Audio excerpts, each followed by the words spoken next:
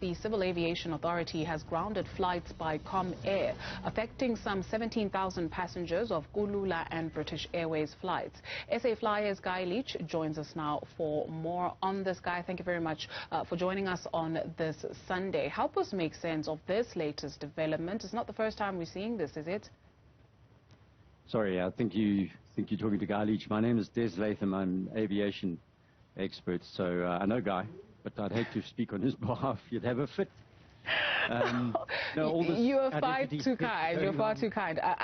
We do apologize about that. I'm not sure, though, if you are able to comment to that question of helping us make sense, at least, of this, since it's not the first time we're seeing it. Yes, I've been on Newzroom Afrika regularly talking about aviation, so thanks for having me back. Look, there are three incidents that have taken place with Comair in the recent weeks. And in our business, one incident is bad, two is a catastrophe. So there's a lot of debate at the moment about the fact that it's the Cape Argus and that the regulator, the CAA, took action on the start of a weekend and so on and so on. But when an airplane crashes and 120 people are on board and they die a weekend, the airplane doesn't mind if it's a weekend or it's a Monday. So I just want to get that out of the way right up front to say, look, there have been issues with Comair flights. There have been 3 incidents in the previous weeks, and that's just not good enough. Whatever's caused it, we need to get to the bottom of it. And if you and I were going to fly together to Cape Town, we'd prefer not to be flying on that airline at the moment until they sort out what's happening. You speak of a catastrophe, you know, and a very interesting interaction that one of our reporters had with a passenger on the ground saying this will take them under and I will never fly with them again. Credibility is everything here. Exactly. You know, one of the things, we are one of the safest places in the world to fly, and we take that for granted, and that comes with a lot of hard work. The regulator, the pilots, the ground crew, everyone working together to make this a safe thing to do.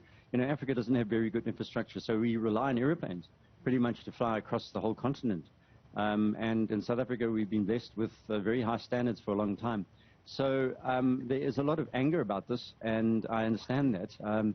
That the fact is that there are hundreds of passengers being affected by this. I've heard horror stories, basically people missing flights to international flights and so on. But as you said, it's about credibility, and we must feel safe flying with our airlines. And luckily, you know, up to now, we've been in that safety zone, and some of us take it for granted. There's a big push, of course, to change that for all sorts of reasons.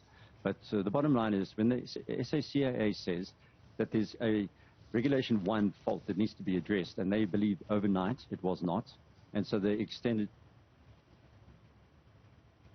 They've extended that. Please finish your thought. I think we were cut there a little bit. Yes, well, I just wanted to say that there was a 24-hour hold. This happened on Friday, and then Saturday the announcement was made, and then today they've made the announcement that it's extended. And what could happen is within 7 days, Comair may be back in the air again if they deal with these 3 issues. Now, what it is exactly, we're not being told. But we know it's to do something around the engines and the way the engines are maintained. Because we've had 2 engine failures in the space of a couple of weeks. And we've had an undercarriage failure. So when you have 3 issues with one airline, that kind of tells you something, as I said. So I believe that unfortunately, we have to take the pain now, and I fly Comair a lot, and I have over the years. But the point is that right now they need to sort something out. It's not working properly. We saw a very confident-looking CEO of Comair at the airport, you know, speaking about by 12 o'clock this afternoon, by noon this afternoon, he was saying that, you know, everything will go back to order, if you will, and if the regulator needs more information will be made available to them. We also do know that they can appeal the decision of the suspension. Is it a good idea to do so, or, like you say, let it breathe and sort out the problems? Look, the legal issues here, so I don't want to throw myself into the pit of making suppository comments without the full information. All I'm saying to you is that the information I've received indicates that there's a problem with Comair's operations at the moment with regard to safety. So if the CEO believes that they can deal with this regulation issue that they've been faced with in the time period that he is saying he can, well, then good luck to him. I'm just saying to you that because the authority works on safety first, it's not easy once things start going wrong to pull the SAA, for the CAA rather, to confirm that you have been relicensed.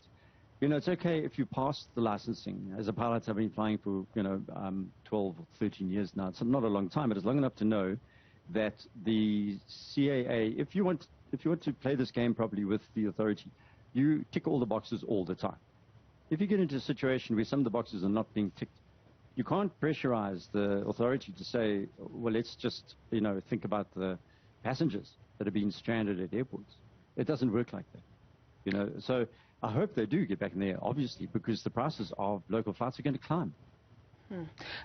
Desmond, let's introduce somebody that you do know very well. Now we can speak to Guy Leach. Guy, thank you very much for joining us on the channel this afternoon.